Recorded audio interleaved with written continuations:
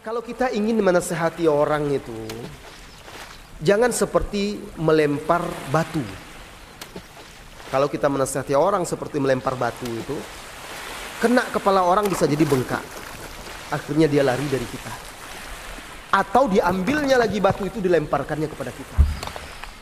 Maka kalau memberi nasihat itu, jangan seperti melemparkan batu kepada orang. Jangan kasar, jangan keras.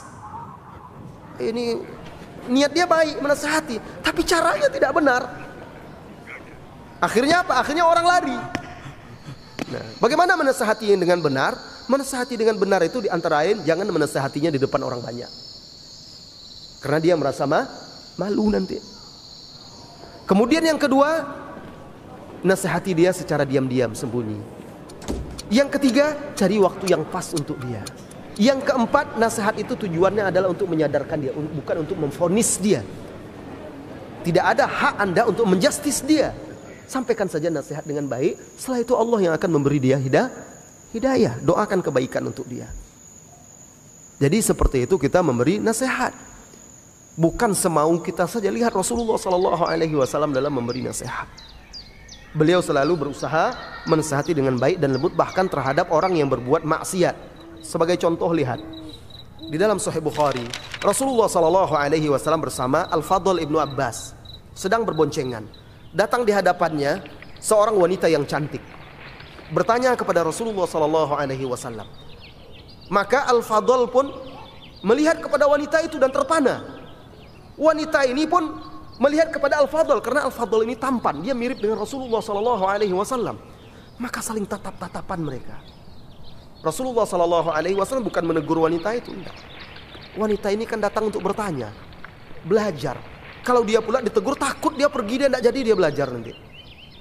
Hei, pakai kamu tutup mukanya, bikin fitnah laki-laki saja. Wah, takutlah dia gitu kan. Dia ini orang baru datang, orang baru nih, baru belajar.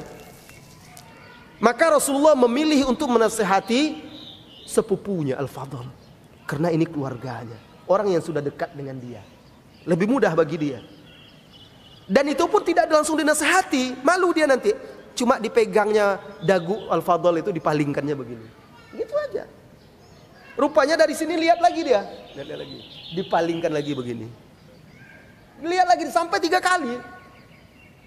Lihat bagaimana Rasulullah lembutnya dalam menasihati orang ini, anak muda ini. Nggak ada dia katakan kamu nggak punya malu, sama Nabi pun masih seperti itu. Wah, ini tidak ada. Kalau orang kita sekarang kan kasar menasihati.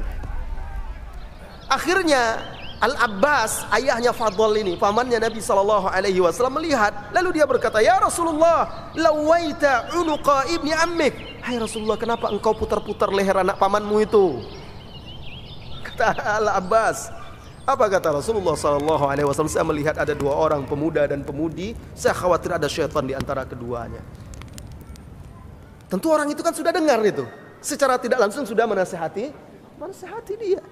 Lihat bagaimana Rasulullah SAW memberi nasihat, maka mudah orang itu menerima, tersentuh dia.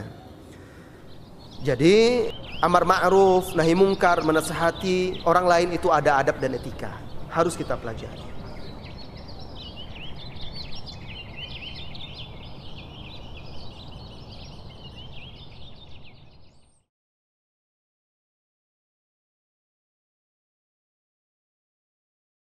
إن تنصروا الله ينصركم ويثبت أقدامكم